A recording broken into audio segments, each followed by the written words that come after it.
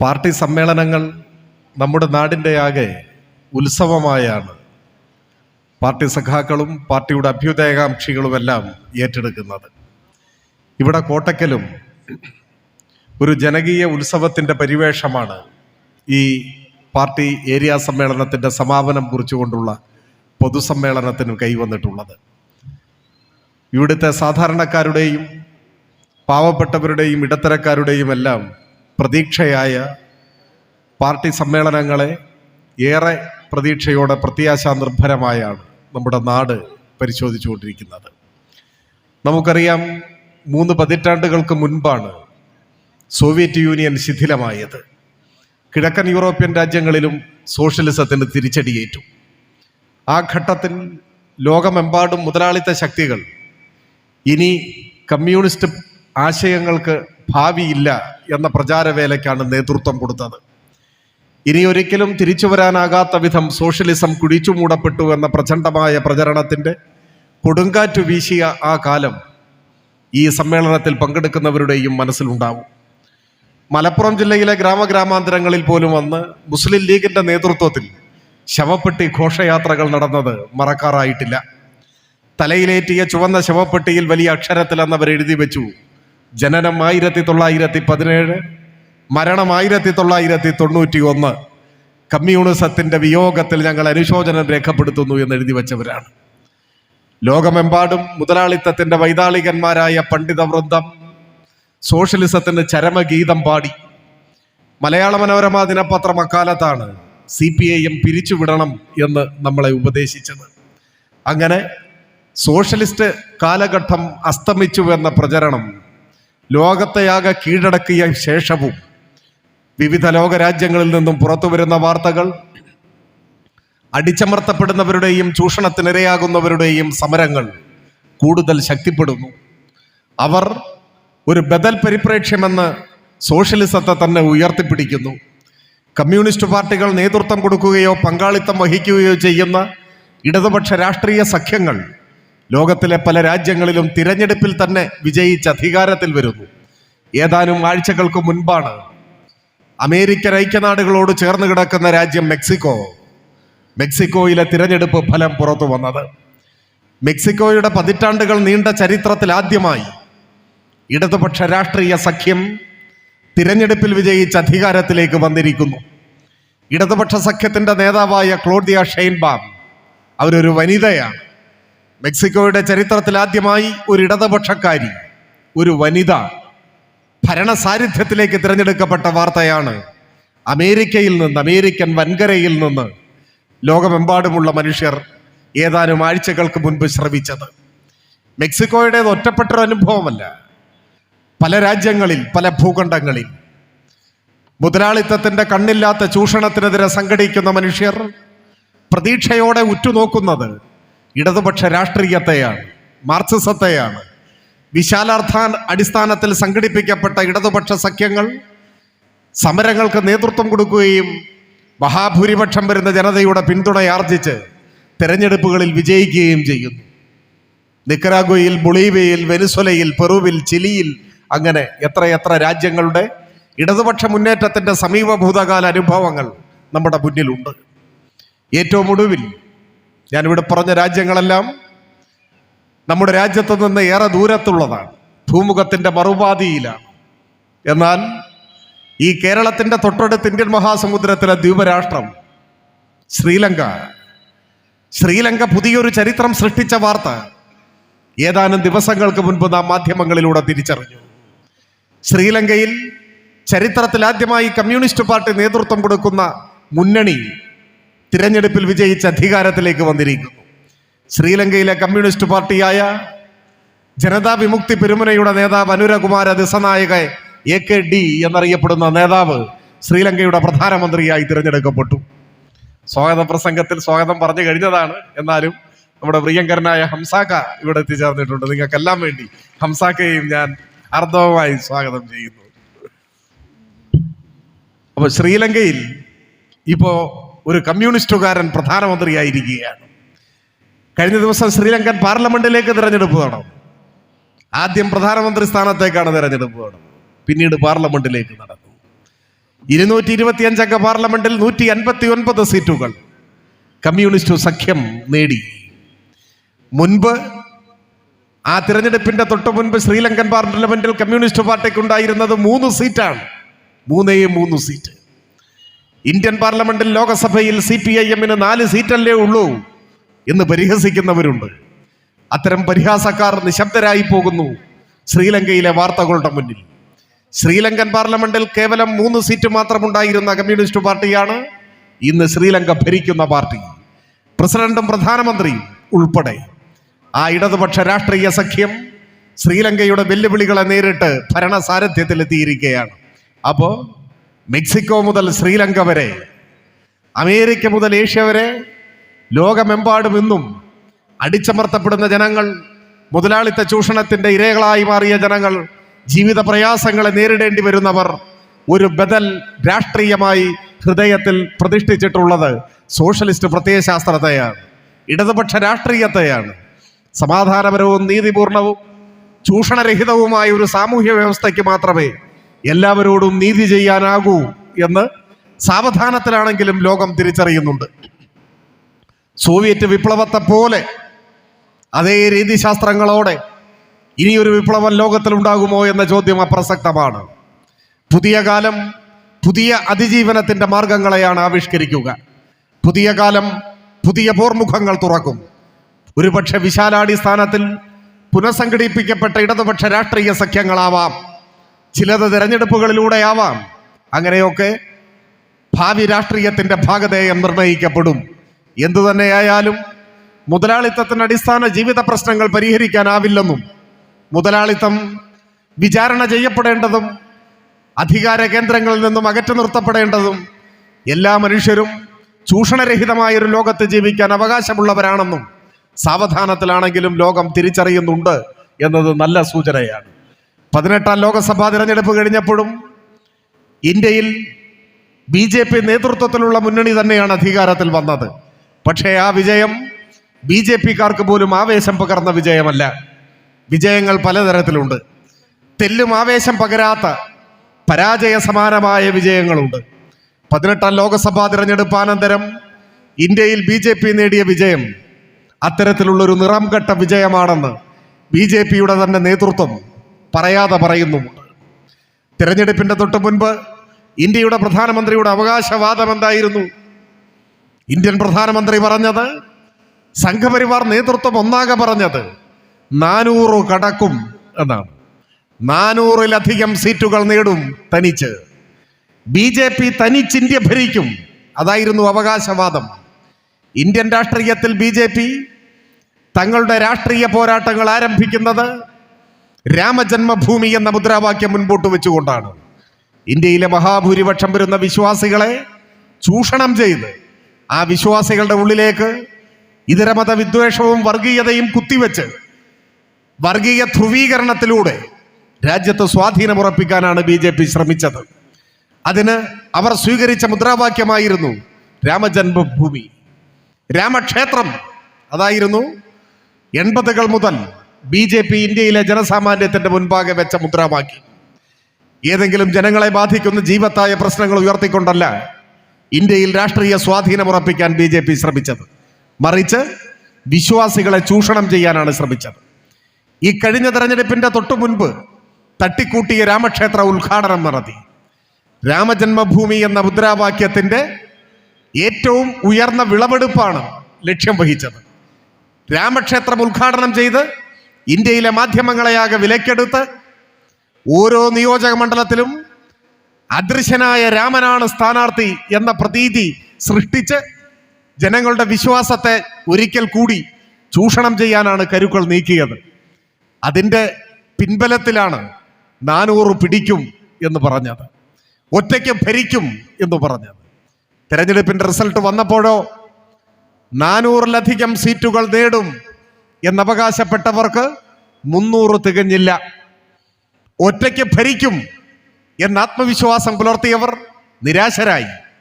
പരസ്പരം ചേരാത്ത സഖ്യകക്ഷികളുടെ പിന്തുണയുടെ പിൻബലത്തിൽ മാത്രം, ആർക്കും ഉറപ്പു പറയാനാവാത്ത ഒരു സാങ്കേതികാർത്ഥത്തിൽ മാത്രമുള്ള ഗവൺമെന്റിന് നേതൃത്വം കൊടുക്കാൻ മോദി നിർബന്ധിതനായി.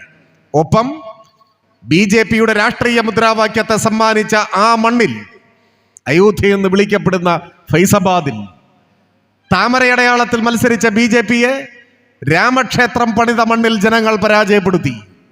സമാജ്വാദി പാർട്ടിയുടെ സ്ഥാനാർത്ഥി അവധേഷ് പ്രസാദ്, പട്ടികജാതി വിഭാഗത്തിൽപ്പെട്ട ഒരു സാധാരണക്കാരനായ മനുഷ്യൻ, BJPയെ പരാജയപ്പെടുത്തിക്കൊണ്ട് ഇന്ത്യയിലെ വർഗീയ ഫാസിസ്റ്റ് പ്രത്യയശാസ്ത്രത്തിന്റെ രാഷ്ട്രീയ അന്ത്യത്തിന് തുടക്കം കുറിച്ചു എന്നതാണ് വസ്തുത. ഒപ്പം UPയിലും ഉത്തരേന്ത്യയിലും BJPയുടെ ശക്തി കേന്ദ്രങ്ങളെന്ന് അവരഹങ്കരിച്ചിരുന്ന ഇടങ്ങളിൽ അവർക്ക് തിരിച്ചടി ലഭിച്ചു തുടങ്ങി. പരാജയം രുചിച്ചു തുടങ്ങി. പരാജയത്തിന്റെ ആരംഭം ഉത്തരേന്ത്യയിൽ നിന്ന് തന്നെ തുടക്കം കുറിച്ചു. ഇന്ത്യൻ രാഷ്ട്രീയവും പ്രതീക്ഷാ നിർഭരമാണെന്ന് ജനവിരുദ്ധമായ, ഇന്ത്യ വിരുദ്ധമായ സംഘപരിവാർ ഭരണത്തിന് അന്ത്യം കുറിക്കും എന്ന തീരുമാനത്തോടെ ഇന്ത്യയിലെ സാധാരണക്കാരായ മനുഷ്യർ രംഗത്തിറങ്ങി തുടങ്ങി എന്നതിൻ്റെ സൂചനയാണ് 18ാം ലോക്സഭാ തിരഞ്ഞെടുപ്പ്. എന്നാൽ അത് പറയുമ്പോഴും ഉത്തരേന്ത്യയിലെ ആ മാറ്റത്തിൻ്റെ കാറ്റ് ആ അർത്ഥത്തിലല്ല ദക്ഷിണേന്ത്യയിലെത്തിയത്. ചരിത്രത്തിലാദ്യമായി താമരയടയാളത്തിൽ പേര് പറയാൻ പോലും അർഹനല്ലാത്ത ഒരാൾ കേരളത്തിൽ നിന്നും ഇന്ത്യൻ പാർലമെന്റിലേക്ക് തിരഞ്ഞെടുക്കപ്പെട്ടു. അതാണ് മലയാളികൾ എന്ന നിലയിൽ നമ്മുടെ രാഷ്ട്രീയ ജാഗ്രത വർദ്ധിപ്പിക്കുന്ന ഒരു സമീപ ഭൂതകാല യാഥാർത്ഥ്യം. എന്തുകൊണ്ട് ഇങ്ങനെ സംഭവിച്ചു? ഇന്ത്യൻ രാഷ്ട്രീയത്തിൽ തന്നെ വർഗീയതയുടെ ശൈശവദശ മുതൽ എടുത്തു നോക്കിയാൽ പ്രതിസ്ഥാനത്ത് സ്ഥിരമായി തന്നെ നിൽക്കേണ്ടി വരുന്നത് കോൺഗ്രസിനാണ്. കോൺഗ്രസിനെ മാറ്റി നിർത്തിക്കൊണ്ട് ഇന്ത്യയിലെ വർഗീയ രാഷ്ട്രീയത്തിന്റെ ഉത്ഭവവും വളർച്ചയും പരിശോധിക്കാനാവില്ല. 24 കാരറ്റ് RSSകാരനായ ഡോക്ടർ ശ്യാമപ്രസാദ് മുഖർജി, എങ്ങനെ നെഹ്റുവിന്റെ മന്ത്രിസഭയിൽ ഒരു RSSകാരൻ വന്നു? നെഹ്റു ഇന്ന് ജീവിച്ചിരിപ്പില്ല. ചില കാര്യങ്ങളിൽ അദ്ദേഹത്തെ ആദരവോടെ അനുസ്മരിക്കാൻ നമുക്ക് തടസ്സവുമില്ല. പലപ്പോഴും മതനിരപേക്ഷ നിലപാടുകൾ ഉയർത്തിപ്പിടിച്ചയാളുമാണ്. പക്ഷേ ആദ്യ ഗവൺമെന്റിൽ ഒരു RSSകാരനെ എന്തുകൊണ്ട് പ്രതിഷ്ഠിച്ചു എന്ന ചോദ്യം ഇപ്പോഴും ചരിത്രത്തിൽ നിന്ന് നെഹ്റുവിന്റെ നേരെ ഉയർന്നു നിൽക്കും. നെഹ്റു മറുപടി പറയേണ്ട ചോദ്യം. അഥവാ കോൺഗ്രസ് ഇപ്പോഴും ഇന്ത്യയുടെ മുൻപാകെ വിശദീകരിക്കേണ്ട ഒരു രാഷ്ട്രീയ പ്രശ്നം 1947 പണ്ഡിറ്റ് നെഹ്റുവിന്റെ നേതൃത്വത്തിൽ തന്നെ RSSുമായി സംഘപരിവാറുമായി അപകടകരമായ ഒരു നീക്കുപോക്കുണ്ടായി എന്നത് ഇന്ത്യ ചരിത്രത്തിലെ വർഗീയതയുടെ ചരിത്രം വിശകലനം ചെയ്യുമ്പോൾ വിട്ടുപോകാൻ പാടില്ലാത്ത, അവസാന ശ്വാസം വരെയും ഓർത്തിരിക്കേണ്ട ഒരു യാഥാർത്ഥ്യമാണ്. അവിടെ അവസാനിക്കുന്നില്ല. 10 കൊല്ലം കഴിയുമ്പോഴേക്ക് ഐക്യ കേരളം രൂപീകരിക്കപ്പെടുന്നു. കേരളത്തിൽ EMSന്റെ നേതൃത്വത്തിൽ ആദ്യത്തെ ഗവൺമെന്റ് ഉണ്ടാവുന്നു. ആ ഗവൺമെന്റിനെതിരെ വിമോചന സമരം സംഘടിപ്പിക്കപ്പെടുന്നു. ആ ചരിത്ര പശ്ചാത്തലം എല്ലാവർക്കും അറിവുള്ളതാണ്, ഞാൻ വിശദീകരിക്കുന്നില്ല. ആ വിമോചന സമരത്തിന്റെ ഒരു ഘട്ടത്തിലാണ് ഇന്ദിരാഗാന്ധിയുടെ നിർബന്ധത്തിന് വഴങ്ങി ഒരു വേള പുത്രീവത്സലൻ മാത്രമായി മാറിയ നെഹ്റു ഭരണഘടനയെ ദുരുപയോഗം ചെയ്ത് EMS ഗവൺമെന്റിനെ പിരിച്ചുവിടുന്നു. ഭൂരിപക്ഷമുള്ള തിരഞ്ഞെടുക്കപ്പെട്ട ഒരു ഗവൺമെന്റിനെ പിരിച്ചുവിടുന്നു. ആ വിമോചന സമരത്തിന് ഏറ്റവും സജീവമായ പിന്തുണ നൽകിയ ഒരു വിഭാഗം ജനസംഘമായിരുന്നു. പലപ്പോഴും പറയുമ്പോൾ കോൺഗ്രസ് നേതൃത്വം കൊടുത്ത ജാതിമത ശക്തികളുടെ എല്ലാം നേതൃപരമായ പങ്കുള്ള ഏറ്റവും പ്രതിലോമകരമായ ഒരു സമരമായിരുന്നു വിമോചന സമരമെന്ന് പലരും വിലയിരുത്താറുണ്ട്. എന്നാൽ ആ വിമോചന സമരത്തിന്റെ സജീവ പങ്കാളിയായിരുന്നു ജനസംഘം, RSS, സംഘപരിവാരം എന്നധികമാരും ഓർക്കാറില്ല. സംഘപരിവാരത്തിന്റെ സജീവ പിന്തുണയോടെ അരങ്ങേറിയ സമരമായിരുന്നു വിമോചന സമരം. കേരള ഗവൺമെന്റിനെ 1989 പിരിച്ചുവിടുന്നു. 60 തിരഞ്ഞെടുപ്പ് നടക്കുന്നു. ഐക്യ കേരളത്തിന്റെ 2ാമത്തെ തിരഞ്ഞെടുപ്പ്. ആ തിരഞ്ഞെടുപ്പിൽ മുഖ്യമന്ത്രിയായിരുന്ന EMS മത്സരിക്കുന്നത് പട്ടാമ്പിയിലാണ്, നമ്മുടെ അടുത്ത പട്ടാമ്പിയിൽ. എന്ത് വില കൊടുത്തും EMSനെ പരാജയപ്പെടുത്തണമെന്നതാണ് കോൺഗ്രസിന്റെ രാഷ്ട്രീയ ലക്ഷ്യം. പൊതുകാര്യ പ്രസക്തനായ ശ്രീ A. രാഘവൻ നായരെ പട്ടാമ്പിയിൽ കോൺഗ്രസ് സ്ഥാനാർത്ഥിയായി EMSനെതിരെ മത്സരിപ്പിക്കുന്നു. ആ തിരഞ്ഞെടുപ്പിലാണ് BJPയുടെ പ്രാഗ്രൂപമായ ജനസംഘം ആദ്യമായി കേരളത്തിൽ മത്സരിക്കുന്നത് 1960 നിയമസഭാ തെരഞ്ഞെടുപ്പിലാണ്. എല്ലാ മണ്ഡലങ്ങളിലും മത്സരിക്കുന്നില്ല. 4 നിയമസഭാ മണ്ഡലങ്ങൾ മത്സരിക്കാനായി ജനസംഘം തെരഞ്ഞെടുത്തു. അതിലൊന്ന് പട്ടാമ്പിയായിരുന്നു. RSSന്റെ നിർദ്ദേശപ്രകാരം ദീനദയാൽ ഉപാധ്യായ നേരിട്ട് പട്ടാമ്പിയിൽ വന്ന് പട്ടാമ്പിയിലെ ജനസംഘത്തിന്റെ സ്ഥാനാർത്ഥിയെ പ്രഖ്യാപിച്ചു, പി മാധവമേനോൻ. 3 സ്ഥാനാർത്ഥികളും തെരഞ്ഞെടുപ്പ് പ്രചരണത്തിൽ സജീവമായി പ്രചരണം ആരംഭിച്ചു. ജനസംഘത്തിന്റെ തെരഞ്ഞെടുപ്പ് കൺവെൻഷൻ ഉദ്ഘാടനം ചെയ്തതിന് പുറമെയും ക്യാമ്പ് ചെയ്ത ദീനദയാൽ ഉപാധ്യായ തന്നെ തെരഞ്ഞെടുപ്പ് പ്രവർത്തനങ്ങൾക്ക് നേതൃത്വം കൊടുത്തു. ആ ഘട്ടത്തിലാണ് കോൺഗ്രസിന്റെ നേതൃത്വം ദീനദയാൽ ഉപാധ്യായയെ സമീപിക്കുന്നു. കോൺഗ്രസ് നേതൃത്വം RSSനോട് പറയുന്നു, നിങ്ങളുടെയും ഞങ്ങളുടെയും ലക്ഷ്യം ഈ തെരഞ്ഞെടുപ്പിൽ ഒന്നാണ്. ഞങ്ങൾക്കും EMSനെ തോൽപ്പിക്കണം, നിങ്ങൾക്കും EMSനെ തോൽപ്പിക്കണം. പിന്നെ നമ്മൾ രണ്ടായി മത്സരിക്കേണ്ട കാര്യമുണ്ടോ? നമുക്ക് 2 കൂട്ടർക്കും ഒരുമിച്ച് EMSനെ തോൽപ്പിക്കാൻ ഈ തെരഞ്ഞെടുപ്പിൽ പൊതു സ്ഥാനാർത്ഥിയെ നിർത്തിക്കൂടെ? ഇതാണ് ചോദ്യം. ആ ആവശ്യം RSS സ്വീകരിക്കുന്നു. ദീനദയാൽ ഉപാധ്യായ പ്രഖ്യാപിച്ച പ്രചരണം ആരംഭിച്ച പട്ടാമ്പിയിലെ ജനസംഘത്തിന്റെ സ്ഥാനാർത്ഥി പി മാധവമേനോനെ പിൻവലിച്ചു. RSSും കോൺഗ്രസും EMSനെ പരാജയപ്പെടുത്താൻ സംയുക്ത സ്ഥാനാർത്ഥിയായി A. രാഘവൻ നായരുടെ പ്രചരണം ഏറ്റെടുത്തു. അതാണ് വലതുപക്ഷ വർഗീയ കൂട്ടുകെട്ടിന്റെ കേരളത്തിലെ ആദ്യത്തെ തെരഞ്ഞെടുപ്പ് അനുഭവം. വിമോചന സമരത്തിൽ ആരംഭിച്ച ആ അധാർമികമായ രാഷ്ട്രീയ കൂട്ടുകെട്ട് തിരഞ്ഞെടുപ്പിന്റെ ഘട്ടത്തിലേക്ക് കടന്നു. പക്ഷേ പ്രബുദ്ധരായ ജനങ്ങൾ, പട്ടാമ്പിയിലെ വോട്ടർമാർ EMSനെ വിജയിപ്പിച്ചു. ഈ വലതുപക്ഷ വർഗീയ കൂട്ടുകെട്ടിനെ പരാജയപ്പെടുത്തി. അവിടെയും ചരിത്രം അവസാനിച്ചില്ല. 1 പതിറ്റാണ്ട് കൂടി കഴിഞ്ഞ് 1971 പാർലമെന്റ് തെരഞ്ഞെടുപ്പിൽ ഇന്ത്യൻ പാർലമെന്റിൽ പ്രതിപക്ഷത്തെ നയിച്ച പാർലമെന്റിലെ പാവപ്പെട്ടവന്റെ ശബ്ദമായിരുന്ന AKGയെ മത്സരിപ്പിക്കാൻ കമ്മ്യൂണിസ്റ്റ് പാർട്ടി നിയോഗിച്ചത് പാലക്കാട് പാർലമെന്റ് മണ്ഡലത്തിലായിരുന്നു. പാലക്കാട് AKGയെ പരാജയപ്പെടുത്താൻ അവിടെയും കോൺഗ്രസും RSSും കൈകോർത്തു. അത്തവണ പൊതുസ്ഥാനാർത്ഥിയായി മത്സരിപ്പിച്ചത് RSSന്റെ നേതാവിനെയായിരുന്നു. RSSന്റെ ജില്ലാ കാര്യവാഹകായിരുന്ന പ്രൊഫസർ TC ഗോവിന്ദൻ. പ്രഖ്യാപിച്ച സ്ഥാനാർത്ഥിയെ പിൻവലിച്ചത് കോൺഗ്രസ് ആയിരുന്നു. പട്ടാമ്പിയിൽ പിൻവലിച്ചത് RSS ആണെങ്കിൽ പാലക്കാട്ട് കോൺഗ്രസ് പിൻവലിച്ച് RSS സ്ഥാനാർത്ഥിയെ ഏറ്റെടുത്തു. RSSും കോൺഗ്രസും ലീഗും കൈകോർത്തു. അന്ന് EMS മുസ്ലിം ലീഗിനോട് ചോദിച്ചു, ഈ രാഷ്ട്രീയ കൂട്ടുകെട്ടിനെ നിങ്ങൾ എങ്ങനെ വിശദീകരിക്കും? RSSുമായി കൈകോർത്ത് പിടിച്ച് തിരഞ്ഞെടുപ്പിൽ മത്സരിക്കുന്നതിൽ മുസ്ലിം ലീഗ് എങ്ങനെ കേരളത്തിലെ ജനങ്ങളോട് വിശദീകരണം നൽകും? EMSന്റെ ചോദ്യം ഏറ്റെടുത്ത ലീഗ് കോട്ടമൈതാനിയിൽ ഒരു വലിയ യോഗം സംഘടിപ്പിച്ചു. ആ യോഗത്തിൽ മുസ്ലിം ലീഗിന്റെ നയം വിശദീകരിക്കാൻ വേണ്ടി ബാഫക്കി തങ്ങളെ ചുമതലപ്പെടുത്തി. മുസ്ലിം ലീഗിന്റെ പ്രവർത്തകരാകെ തടിച്ചുകൂടിയ ആ സമ്മേളനത്തിൽ മുസ്ലിം ലീഗിന്റെ നയം വിശദീകരിക്കപ്പെട്ടു. ഒരൊറ്റ വാചകമായിരുന്നു ആ നയം. ആ വാചകം ഇങ്ങനെയാണ്: EMSന്റെ ചോദ്യത്തിന് മറുപടി പറയാൻ മുസ്ലിം ലീഗിന് സൗകര്യമില്ല, ഇതാണ് ഞങ്ങളുടെ നയം എന്ന് പറഞ്ഞു. അതാണ് മുസ്ലിം ലീഗിന്റെ നയം ഉണ്ടായിരുന്നത്. എന്തായാലും ആ തെരഞ്ഞെടുപ്പിലും പാലക്കാട്ടെ ജനങ്ങൾ RSS കോൺഗ്രസ് ലീഗ് കൂട്ടുകെട്ടിനെ തോൽപ്പിച്ചു, വോട്ട് ചെയ്ത് പരാജയപ്പെടുത്തി. AKG വീണ്ടും പാർലമെന്റിലേക്ക് തിരഞ്ഞെടുക്കപ്പെട്ടു. പിന്നീടും കേരളത്തിൽ എത്രയോ അവസരങ്ങളിൽ പരസ്യമായി ഈ സഖ്യം പുറത്തു വന്നു. അത് ഓരോന്നോരോന്നായി വിശദീകരിക്കേണ്ടതില്ല. അതിൻ്റെ ജീവിക്കുന്ന ഒരു തെളിവാണ് വലതുപക്ഷ വർഗീയ കൂട്ടുകെട്ടിനെ ചെറുത്തു പരാജയപ്പെടുത്തിയ 1991 ബേപ്പൂർ തിരഞ്ഞെടുപ്പിന്റെ ഇടതുപക്ഷ വിജയത്തിന്റെ പ്രതീകമാണ് സഖാവ് TK ഹംസാക്ക നമ്മുടെ വേദിയിൽ ഇരിക്കുന്നു. ആ തെരഞ്ഞെടുപ്പിൽ തന്നെ വടകരയിൽ അഡ്വക്കേറ്റ് രത്നസിംഗിനെ RSS നിയോഗിച്ച സ്ഥാനാർത്ഥിയെ കോൺഗ്രസും ലീഗും പിന്തുണച്ചുകൊണ്ട് വടകരയും ബേപ്പൂരും ഈ 2 മണ്ഡലങ്ങളിലാണ് അന്ന് പരസ്യമായി ഈ സഖ്യം രൂപപ്പെട്ടത്. പാഴായിപ്പോയ പരീക്ഷണം എന്ന തന്റെ ആത്മകഥയിലെ അധ്യായത്തിൽ KG മാരാർ കൂടുതൽ വിപുലമായ ആ തെരഞ്ഞെടുപ്പിലെ കോൺഗ്രസ് ലീഗ് BJP രഹസ്യ ബാന്ധവത്തെക്കുറിച്ച് വിശദീകരിക്കുന്നുണ്ട്. ഞാൻ പറഞ്ഞു വന്നത് 1947 ആദ്യ ഗവൺമെന്റ് മുതൽ ആരംഭിച്ച കേരളത്തിലെ വിമോചന സമരത്തിൽ കൂടുതൽ ശക്തിപ്പെട്ട പിന്നീടുള്ള തെരഞ്ഞെടുപ്പുകളിൽ പരസ്യമായി രംഗപ്രവേശം ചെയ്ത വലതുപക്ഷ വർഗീയ കൂട്ടുകെട്ട് നമ്മുടെ മുൻപിൽ ഒരു ചരിത്ര യാഥാർത്ഥ്യമായി നിൽക്കുന്നുണ്ട്.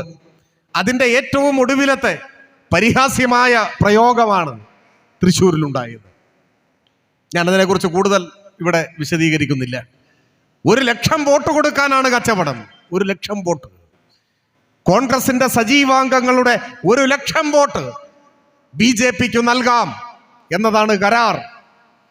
പകരം മറ്റു മണ്ഡലങ്ങളിൽ കോൺഗ്രസിനെയും തിരിച്ചു സഹായിക്കും എന്നതാണ്. അതുകൊണ്ടാണ് ചരിത്രത്തിൽ ആദ്യമായി റിസൾട്ട് വന്നപ്പോൾ സിറ്റിംഗ് സീറ്റായ തൃശ്ശൂരിൽ കോൺഗ്രസ് തോറ്റെന്ന് മാത്രമല്ല, 3ാം സ്ഥാനത്തേക്ക് പോയി. വർഗീയ രാഷ്ട്രീയത്തെ എങ്ങനെ കേരളത്തിന്റെ മണ്ണിൽ തങ്ങളുടെ സ്വാർത്ഥ താല്പര്യങ്ങൾക്ക് വേണ്ടി ഒത്തുതീർപ്പുണ്ടാക്കി മുൻപോട്ട് കൊണ്ടുവരാമെന്ന് കോൺഗ്രസ് നേതൃത്വത്തിലുള്ള മുന്നണി പരീക്ഷിക്കുന്നതിന്റെ തെളിവായി, ഒടുവിലത്തെ തെളിവായി തൃശ്ശൂർ നിൽക്കുന്നു. അതിന്റെ തുടർച്ച പാലക്കാട്ട് നമ്മൾ കാണുന്നുണ്ട്. നമ്മുടെ നേതാക്കന്മാരെല്ലാം ഇവിടെ സംസാരിക്കാറുണ്ട്. അവരെല്ലാം അക്കാര്യങ്ങളൊക്കെ വിശദീകരിക്കും എന്ന് ഞാൻ പ്രതീക്ഷിക്കുകയാണ്.